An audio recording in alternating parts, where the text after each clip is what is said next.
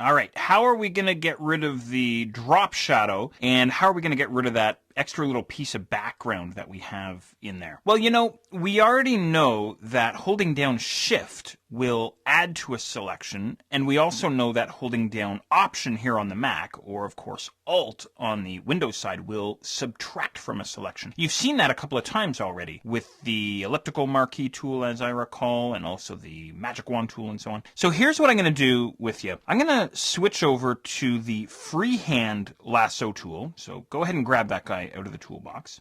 And I think what I'll do here is I'll just kind of quickly move my eye along the edge of my selection. There's another little goof up there if I zoom in a little bit closer, where my selection isn't quite perfect. So what I want to do in this situation is that little piece of background in there. I don't know if you can see that or not. Maybe I should zoom in even closer. There we go. There's just a little bit of it in there. What I want to do is I want to cut that away. So I want my marching ants to come down and then across. And once again, this is one of these things that may take a little bit of practice, but I'm sure you'll get the hang of it. Here's what I'm going to do. I'm going to make sure my cursor is on the outside of my selection. So this is the inside, this is the outside. How do I know? When my cursor's on the outside, I see the lasso tool. When my cursor's on the inside, it changes to the white arrow, right? So make sure you're on the outside. Hold down Option or hold down Alt.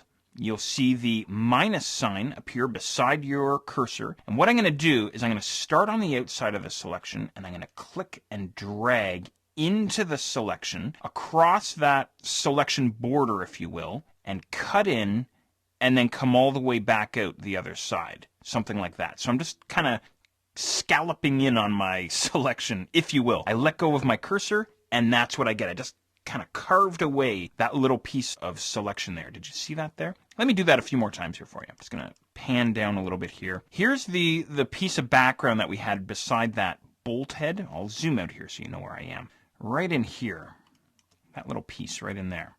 Okay, so what I want to do is I want to essentially do the same thing, just sort of on a slightly larger scale. So again, this is the technique that I use and that I've used for years and years, and it seems to work great. So what I'm going to do, once again, my cursor's on the outside of the selection. It's not a white arrow, it's the lasso tool. I'm going to hold down Option or Alt on the Mac side here, and then I'll click and cut in on the selection.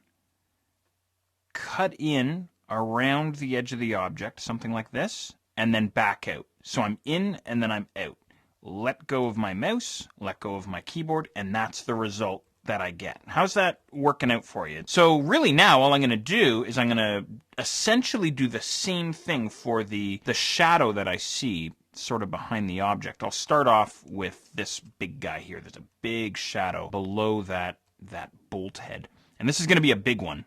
So here's what I'm going to do. It doesn't really matter which side you start on, the right side or over on the left side. It doesn't really matter. I'm going to hold down Alt or Option, and I'll cut in on my selection. And then what I'm doing here is I'm trying to carefully trace along the top of this object. Now, I'm not doing the greatest job, but hopefully you get the idea here. All the way along and all the way out the other side.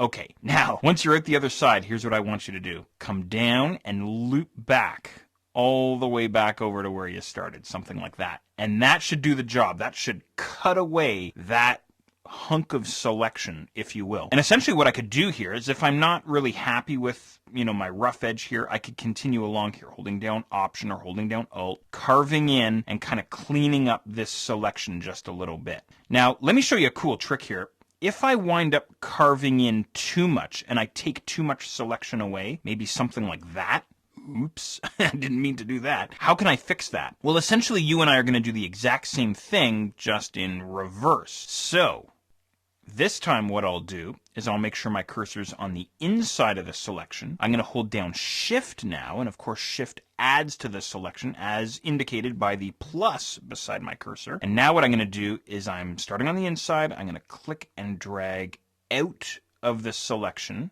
across the top of that bolt, and then back in. Something like this, let go of my keyboard and mouse, and that's the result that I get. So using Option, you can cut in. Using Shift, you can cut out on your selections. And these are great tricks to know to help you get better and better selections here inside Photoshop. I said a while ago that one of the big things in Photoshop is, the ability to create really, really good selections. So this is all part of the learning process here. Here I'm just doing the exact same thing that we had done earlier. I started on the outside, held down Alt or Option, cut in, and now I'm just looping around back over to the starting point. Something like that. Perfect. All right, so I hope you got the hang of it. I hope you spend a little bit of time practicing that. What I'm going to do myself, though, is I'm going to go and move this guy over onto our face. So I've zoomed out, I hit the V key on my keyboard, and I'll grab this guy, tear him away, and move him over onto the face. I think some free transform is going to be in order here. Command T or Control T there on the Windows side. There, something like this. All right, now I want to show you something cool here. I'm just going to shrink this guy down a little bit here. I want to show you something really neat here. We need two ears, right? But they need to be flipped, right? In other words, if I hit Enter to lock this guy in, and then I go and duplicate the ear, well, we're going to have two left ears, right? Or I guess it would be his right ear, right? So next what I'll do is I'll show you a really cool technique for flipping an object.